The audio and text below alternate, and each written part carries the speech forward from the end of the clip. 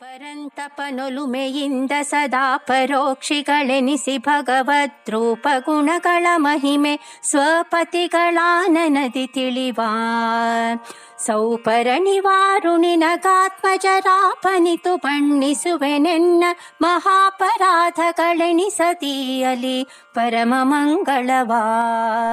ನಮಾಮಿ ಕೃಷ್ಣಂ ಪ್ರವಿಲುಪ್ತತೃಷ್ಣಂ ಸ್ಮರಾಮಿ ಬಾಲಂ ಮನಸಾ ಸದಾಲಂ ಭಜಾಮಿ ದೇವಂ ದುರಿತೌಖದಾವಂ ದಯಾಭಿರಾಮಂ ದಯಿತಂ ನಿಕಾಮಂ ದಾಸವರ್ಯಂ ದಯಾಯುಕ್ತಂ ದೂರೀಕೃತ ದುರಾಶಿಷಂ ಹರಿಕಥಾಮೃತ ಸಾರವಕ್ತಾರಂ ಜಗನ್ನಾಥ ಗುರುಂ ಭಜೆ. ಶ್ರೀ ಹರಿಕಥಾಮೃತದ ಸಾರ ದೇವತಾ ತಾರತಮ್ಯ ಸಂಧಿ ಪದ್ಯ 15.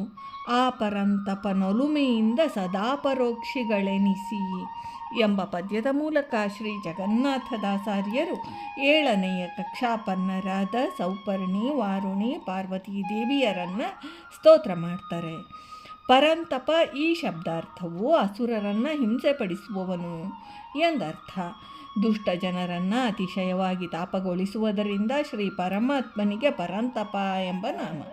ಈ ಶಬ್ದಾರ್ಥ ಬೃಹತಿ ಸಹಸ್ರದ ಅಭಿಪ್ರಾಯದ ಎಂಬ ಮಂತ್ರದಿಂದ ಸೂಚಿತ ಆಗಿದೆ.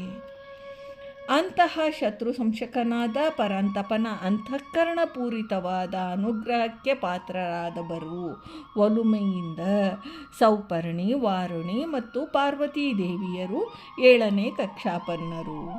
ಶ್ರೀ ಪರಮಾತ್ಮನ ಒಲುಮೆಯಿಂದ ಸದಾ ಸರ್ವಕಾಲಗಳಲ್ಲೂ ಭಗವದ್ ಅಪರೋಕ್ಷಿಗಳಿಂದ ಖ್ಯಾತರಾಗಿರುವ ಈ ಮೂವರು ಶ್ರೀಹರಿಯ ಗುಣ, ರೂಪ, ಕ್ರಿಯಾ ವಿಶೇಷಗಳನ್ನು ಮತ್ತು ಮಹಿಮಾನ್ವಿತರ ಚರಿತ್ರೆಗಳನ್ನು ತಮ್ಮ ತಮ್ಮ ಪತಿಗಳಿಂದ ನೇರವಾಗಿ ಉಪದೇಶದ್ವಾರ ತಿಳಿದು ತದನುಸಾರ ಭಗವದ್ ಉಪಾಸನೆ ಮಾಡ್ತಾ ಇರೋರು.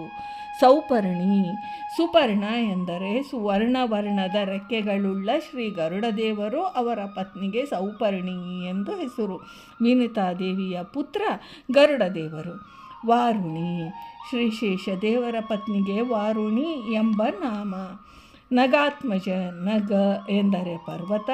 ಸತೀದೇವಿಯು ತನ್ನ ದೇಹದಿಂದ ಸೃಷ್ಟಿಯಾದ ಯೋಗಾಗ್ನಿಯಿಂದ ದಕ್ಷ ಪ್ರಜಾಪತಿಯ ಯೋಗಶಾಲೆಯಲ್ಲಿ ಭಸ್ಮೀಭೂತಳಾದ ಮೇಲೆ ಹಿಮಾಲಯ ಪರ್ವತರಾಜನ ಮಡದಿಯಾದ ಮೇನಕೆಯಲ್ಲಿ ಪಾರ್ವತಿ ಎಂಬ ಹೆಸರಿನಿಂದ ಜನಿಸಿದಳು. ಇದರಿಂದ ಅವಳಿಗೆ ಹೈಮವತಿ, ಮೇನಕಾತ್ಮಜೆ ಅಂತ ಹೆಸರು ಬಂತು. ಅಂತಹ 7ನೇ ಕಕ್ಷಾಪನ್ನರಾದ ಸೌಪರ್ಣಿ, ವಾರುಣಿ, ಪಾರ್ವತೀ ದೇವಿಯರನ್ನು ನನ್ನ ಯೋಗ್ಯತಾನುಸಾರ ಸ್ತೋತ್ರ ಮಾಡುವೆನು. ನನ್ನ ಮಹಾಪರಾಧಗಳನ್ನು ಪರಿಗಣಿಸದಲೇ ನಮಗೆಲ್ಲ ಶ್ರೇಷ್ಠವಾದ ಮಂಗಳವನ್ನು ಈಯಲಿ ಅಂತ ಪ್ರಾರ್ಥಿಸ್ತಾರೆ. ಪರಮ ಮಂಗಳ ಅಂದರೆ ನಿತ್ಯಾನಂದ ರೂಪವಾದ ಮೋಕ್ಷಪ್ರಾಪ್ತಿ.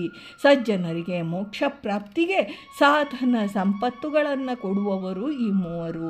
ಭಾರತೀ ರಮಣ ಮುಖ್ಯ ಪ್ರಾಣಾಂತರ್ಗತ ವೃಂದಾವನ ಬಿಹಾರಿ ಶ್ರೀಕೃಷ್ಣ ಅರ್ಪಣಮಸ್ತು.